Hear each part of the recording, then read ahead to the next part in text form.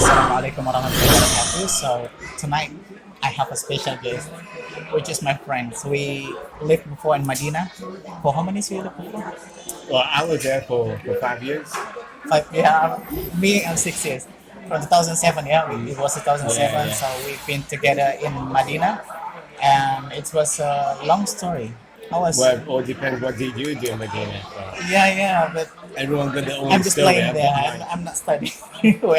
when Ayaz, his name is Ayaz, Sheikh Ayaz actually, but people call him Bro Ayaz. So he at the time I remember you always sitting in the front and I was in the back. So I'm a very lazy guy, you know. For me, you. Me, you as a Hey, don't start. yeah. Yeah. Well, how was the experience before? How do you Well, describe what our life as students before in Medina? well, in regards to my experience in Medina, been probably one of my best 5 years in my life, where Medina has actually been a different phase of my life. Yeah, Because Medina. right, المدينة خير لهم لو كانوا يعلمون. It's the best definitely. place that Well, it all depends what the purpose of going there. I mean, we know many people has gone there. They find it very difficult, especially back in the days in 2007, and probably before that.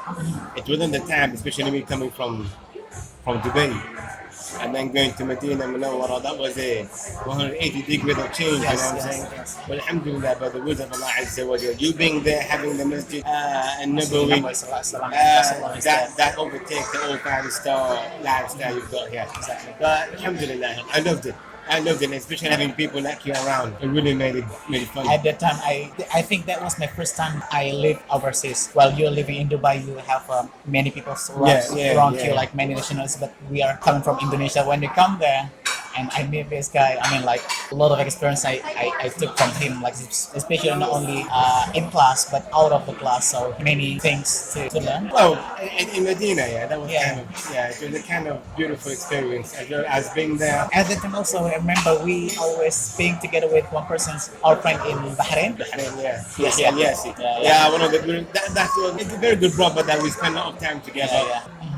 But we did have a very good time together, as well as knowing that in Medina Munawwara, it was a time where your talent would come out, knowing how strong you are in your way of reading the Quran, and because you gone there to seek knowledge, not the place where you come to know how ignorant you are, because you're learning new things every day. Yeah, but that the good privilege that we had as well was, alhamdulillah, we were praying in the Masjid Nabawi, and as well as me having the privilege of replacing the Imam in Masjid Sheikh bin Baz when they were not there.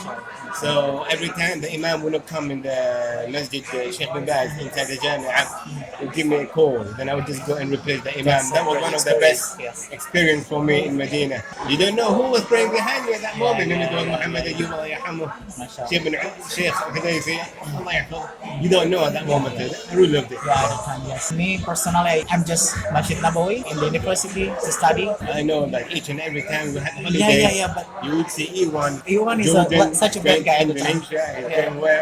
No, at that time also I joined the conferences in Jeddah, Riyadh, and in Dammam, I think the third one. So it was a good time. Yeah, I remember at the time I was in 1 year in Hadith faculty, and after that I moved into the faculty. At that time I met him, second year I think 2008. So, well, yeah, I know you went Hadith, you put in Hadith, and then you changed to go to Da'wah. I didn't know which reason, I don't want to know why you came to Da'wah. But the reason I chose Da'wah right at the beginning was because I knew myself where I was going. Coming from a multicultural background, emotion, my family from the UK, I'm living in Dubai. And I know my aim was to make da'wah, but I really wanted to know the key of da'wah. But therefore, when I said the faculty of da'wah and usuluddin, you wanted to make sure that the base, the aqidah is pretty strong because what you're going to share to people. And yeah, I got into that one. I'm very, very happy I chose da'wah. And again, it was because I knew what my objective was when I went to Medina.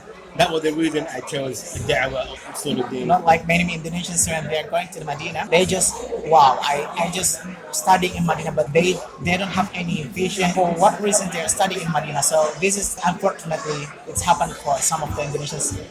As I'm sure I feel the same. I mean, Well, we don't want to pinpoint Indonesian over here because I believe not only Indonesian, there was most of there are other people. That's why I said in the beginning that your goal and objective. Why have you gone to Medina? Many people, oh, we want to go to Medina. So people can say we're from Medina. Oh, we want to go to Medina because we got scholarship. But there are people who's come there because they really want to go there. They want to be free different need, different aim. But people who has gone there and you see them successfully finish their bachelor degree, they benefited from the haram, the master. Exactly. You know that their intention was truly for the sake of Allah. But you see some people who's gone there, again, we can't judge them, but you see them, they just get, many of them, they just live in between. Yeah. Some of my fellows, I don't want to mention the nationality, so they not finish their study because they're very busy with the organizations that they making from there, and they have many jobs, things to do, and I don't know what's happening. So it's unfortunately they cannot finish, they cannot accomplish it, the bachelor's degree from there. Alhamdulillah, you know, it's all in the hand of Allah Azza wa Jalla. At the time, how was you? I think 2009 or 2010 you brought your family. So also Yahya at the time he brought his family. So I'm living as a bachelor. I mean I'm living alone, but those people they are living outside the university with their family. Such a great experience to living in Madinah. How was you feel? Telling me about this. Let me tell you something. And being in Medina as a bachelor, gone there to seek knowledge. Definitely, when you're there alone, all what you've got once you wake up in the morning is to seek knowledge. Yes. From morning till evening, you're there to seek knowledge. But definitely, when you got your family there, which is another responsibility, which their rights you've got to give them. When you've got them there, you got to make sure they take care of them, and that will sometimes really take your time. But that doesn't mean it's something negative. Alhamdulillah, the good thing about bringing your family there to support you in regards to your studies, support you in regards to when you're sick, support you. You don't have to worry about your food. You got your family there. But the thing is that you need to give them time. Exactly. You need to give them time. So this will actually might not really take your time. Instead of going to the haram, you might have to compromise that and leave the house for some time. But at the end of the day, if you speak to many brothers who actually brought their family there, they will tell you they actually loved it.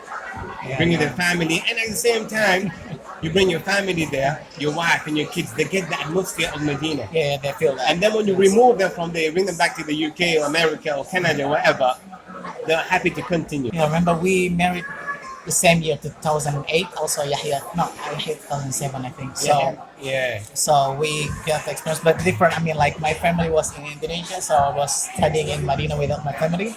So texting every day, calling every day. So it's different, different things like you or like also. He's a strong man. No. In regards to, yeah, but I got married in year 2008.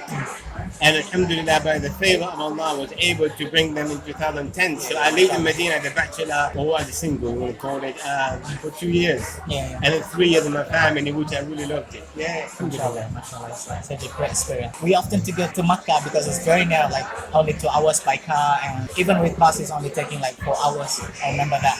And I remember that when I'm going with him with the car and he's reached like 200 kilometers per hour to bring us like a like that. Yeah, but the thing is, Khalifa Yahya and yeah, but the thing is, what happened is the reason why we speed was because we used to rent a car before we actually bought a car. Yeah. So we just rent a car. We won't take it for 24 hours.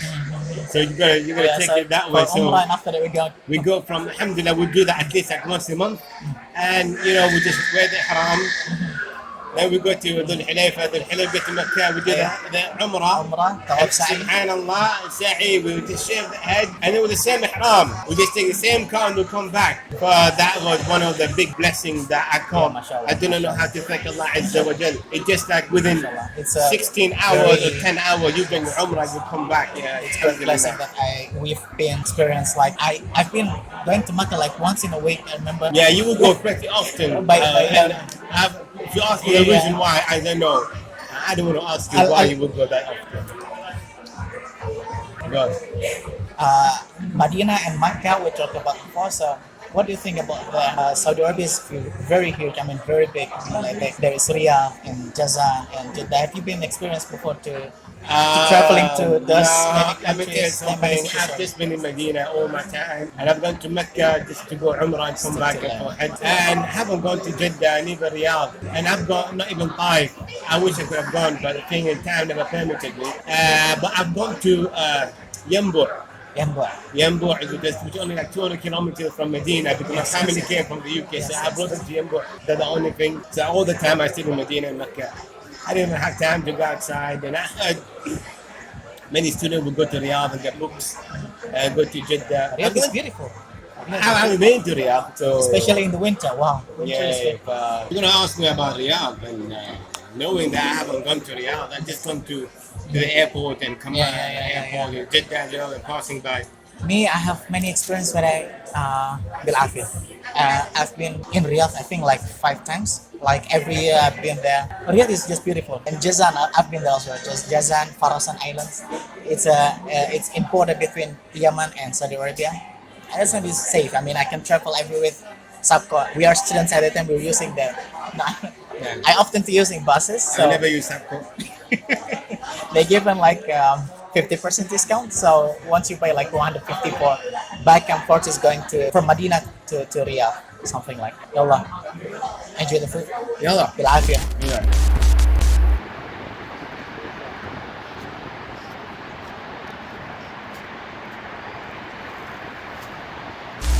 So I'm curious about why you didn't come back to UK or to Mauritius, your birthplace, after being in Medina. I mean, I'm getting back to my country, so I work in my country. Well, many people, after they finish the study, they go back to their home country. But the thing is, I was actually accepted from Dubai. Even though I'm Mauritian, Yeah, right. I got accepted from one of the students of Dubai. At the same time, my parents were here, so I would prefer to come back here. Yeah, yeah, yeah. And if you want to ask me why I didn't go back to the UK where my family are from, or where I'm originally from Mauritius Island.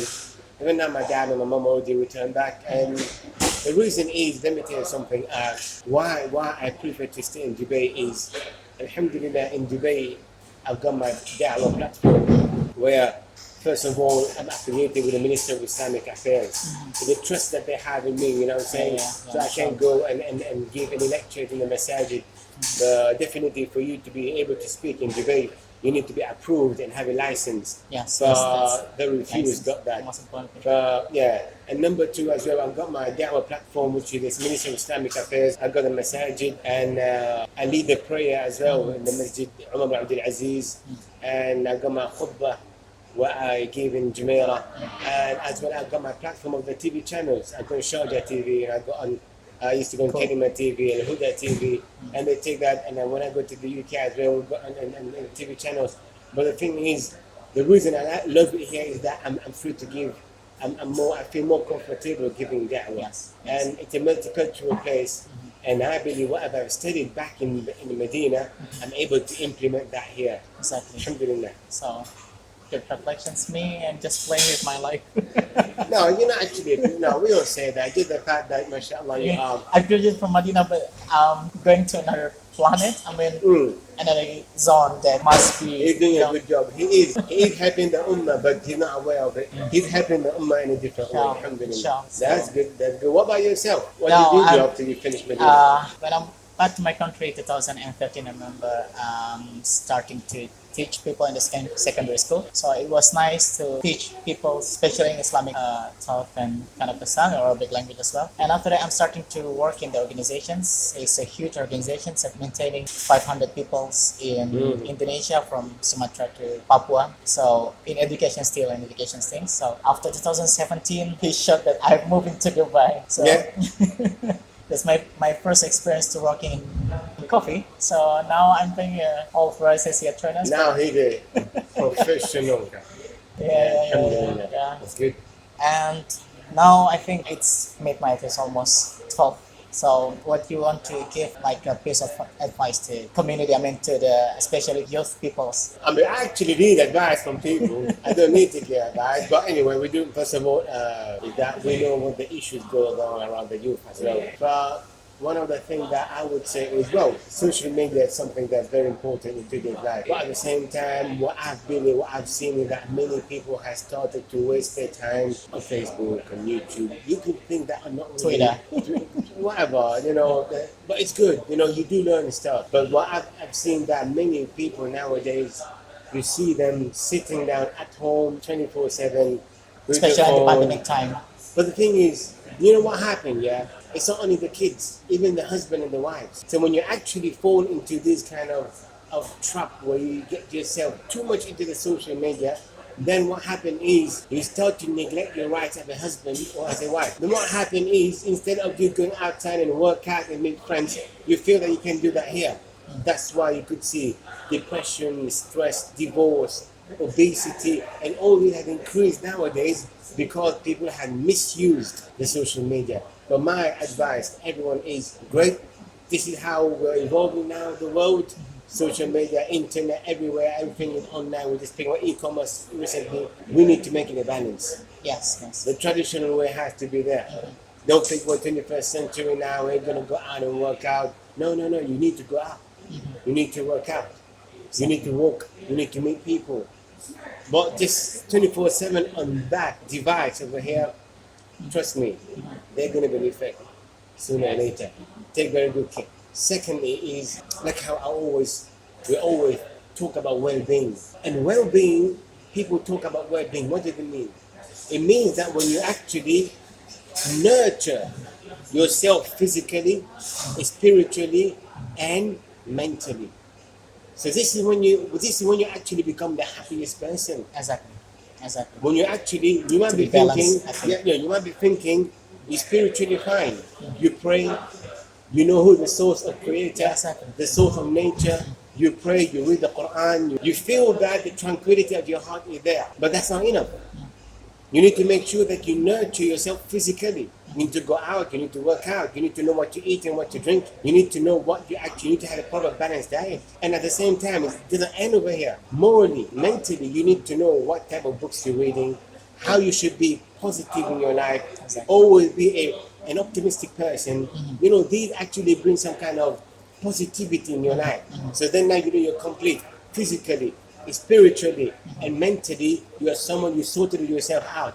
This is what makes you someone who, when you walk on the street, you see those kind of people who always smile, even though they are in deep problem. You meet them, they're smiling always. Why? Because they're always positive. They have worked out spiritually, mentally, and physically. So this is something that we need to do. You can advise for the parents out there.